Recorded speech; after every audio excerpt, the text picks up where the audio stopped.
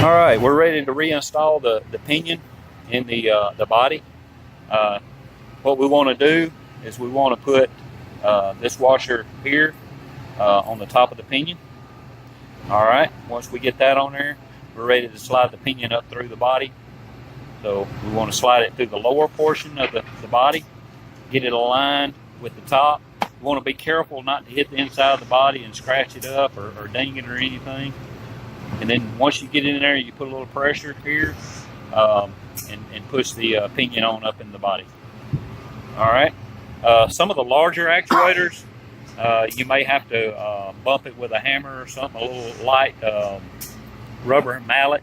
I wouldn't hit it with a steel hammer, but a light rubber mallet to get the O-ring to go up into the pinion. But you want to make sure that your shaft is aligned before you start tapping on it and not damage anything. All right, now that we got it on, we're going to put this plastic wear band on top of the pinion here. Snaps down right over, goes right down in that groove. And then we have a washer, goes on top of that. And once the washer's on, then we have our little clip. It's something, like I said, almost like a little keychain ring. You get that down on there. And then you want to take a screwdriver and you get the little lip and just get it started in the groove and just work it around all the way around till the whole ring snaps into the groove.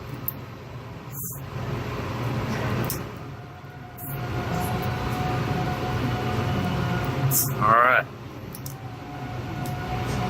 Now we've got our pinion installed in our body. All right. So now we're ready to install the pistons, and we've got our body set up here. You notice there's an extra hole here. This is for the keeper for the end cap, the locator, to make sure the end cap's on the right end. What we want to do when we get ready to install these pistons is we want to make sure that we've got our actuator body set up to where this locator is on the left side of the body. If I rotate this over, you notice the locator on this side is on the right side of the body. We don't want it sitting that direction. We want to make sure that we've got it flipped up where this locator right here is on the top, and it's also on the left-hand side of the body. Now, with that being said, we want to start our first piston in the actuator. And what we want to start is the piston for the air side. Now, earlier in the video, I showed you that one has a hole all the way through to the guide rod and one doesn't. The one with the hole all the way through is the air side. So what we want to do is we want to take the air side and we want to start that piston with the guide rod to the left. So we set it in just like this, and we just apply a light amount of pressure to get the O-ring started in the body bore. Now, once that's done, we want to flip the actuator over, and then we're going to take a wrench and we're going to rotate our shaft to where the shaft is basically just in the straight up position. And the first tooth on the pinion, you want to make sure that this the piston, the first tooth on the piston and the first tooth on the pinion is aligned with each other. You can take a wrench and just kind of work it back and forth, and you can feel that piston go into that groove. It's a little bit tricky. Once you get the feel of it, it goes fairly well. Here we've got it. You can see we've got the piston where the teeth are lining with the first groove, and you can see the first groove here. Now, when we rotate this shaft back a little bit, where the flats are straight up and down with the body, then the piston's in the first groove. So we've got the pinion flats going straight up and down the body. the first air side piston is located in the first groove on the pinion. Now that we've got that done, we're going to take our other piston and we'll set it in where the guide rods locate in the guide rod holes of the pistons down in the bottom. We want to make sure the guide rod goes in there, and here on the top is aligned with the guide rod too.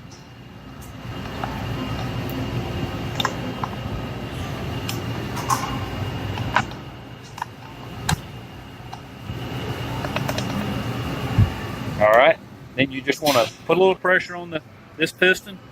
Make sure the guide rods push through the piston. And then you want to take your wrench, and we're going to rotate this actuator counterclockwise till our guide rod just gets right below this piston here. All right, and then we'll put pressure on that piston. You'll feel it snap. It snap down. And now the guide rod is sticking up above that piston a little bit. Now once you've done that, you can put pressure on both of those pistons, and you can see as you put pressure, the pinion rotates. You want to rotate the pinion around. The pinion now should be perpendicular to the length of the body. Good and straight, maybe just slightly over rotate it, not much, just barely. Your travel stops will take care of that.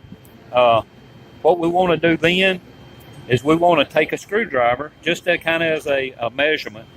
When you stick in till you touch the piston and mark it with your finger to the depth of that piston. And then you pull it out, hold that location, and you stick it in the other side, and that depth is going to be the same. Both of those depths should be the same. If they're not, then your pistons are on two separate teeth. You'll have to rotate the pinion counterclockwise, pull the pistons back out, and start back with the step of putting the air side in first. But that's just a quick measurement to make sure your pistons are in the same depth and in the correct position. All right, now that we've got the pistons in the actuator with the new seals on them, it's time to install the end caps. Earlier I referenced this indention here. This here is an end cap locator pin. Both end caps have a locator pin in them. One there, and then on the other end cap, you've got a locator pin here. Now these end caps with that locator pin in it will not fit on the opposite side of the actuator. So what we'll do is we'll take the end cap where the pin matches the hole in the body, and we'll take that end cap, we'll start it on the guide rods, and we'll put that end cap on the actuator. Push it down to where the seal's against the actuator there. All right, then we'll take our bolts, the original bolts that we took out of it. We'll just get those started by hand.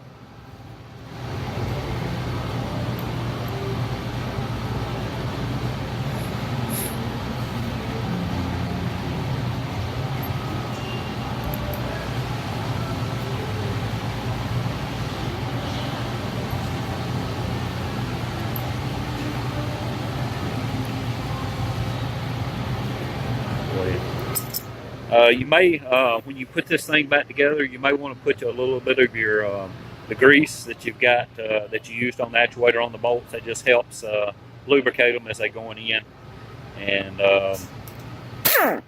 helps for the next time that the actuator needs to be taken apart. We tighten these bolts up in a cross pattern so it puts equal pressure across the end cap. All right, we'll flip the actuator over, and we'll take the other end cap.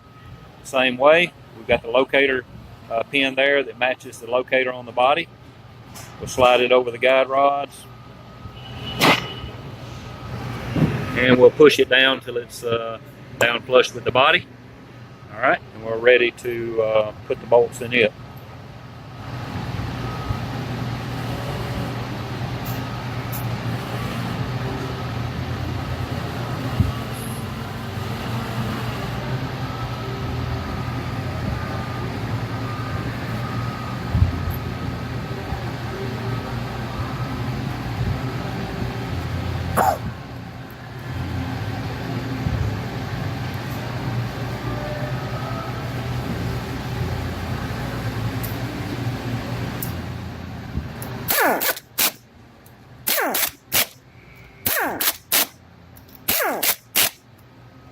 Now that we got our end cap on, the actuator is put back together.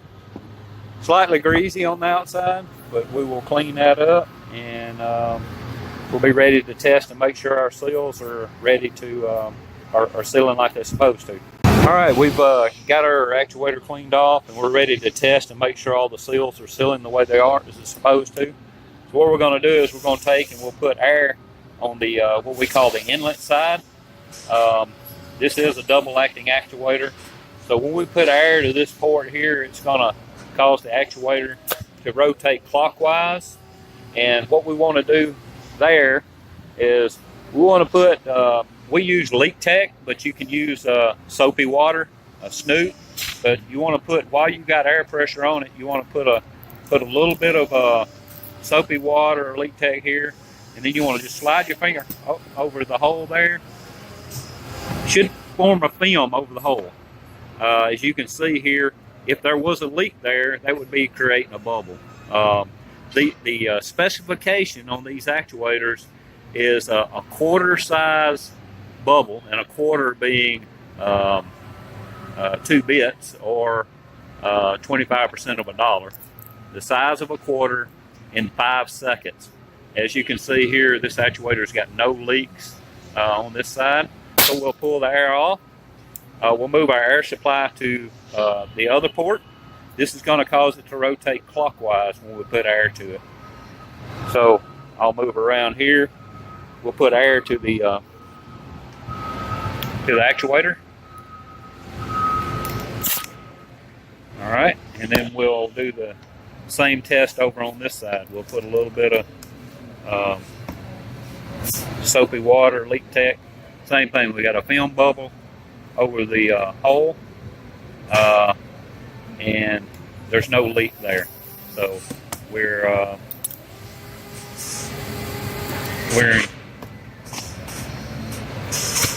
so we've got an actuator here. It's got no leaks, so we're in good shape. This actuator is ready to be installed and put back in service. So we want to pull the air off, and we've got a complete actuator now that's ready to be installed.